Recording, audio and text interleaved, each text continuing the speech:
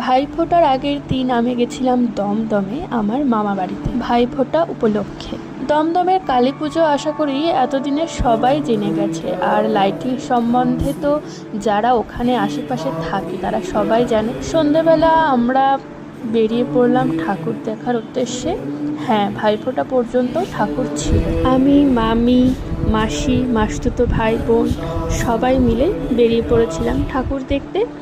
পরেও আমার এক মাসি আর আমার মা জয়েন হয়েছিল আমাদের সাথে। মা কিন্তু ওই দিন আমাকে সারপ্রাইজ দিয়েছিল, আগে থেকে কিচ্ছু জানায়নি আসবে বলে। তো যাই হোক, চলো দেখা যাক ওখানকার প্যান্ডেলগুলো। প্যান্ডেলের নাম আমি খুব একটা জানি না ঠিকভাবে, সেই জন্য আমি নাম মেনশন করতে পারিনি। रूपं देहि जयं देहि यशो देहि दिशो जय रक्त बीज बधे।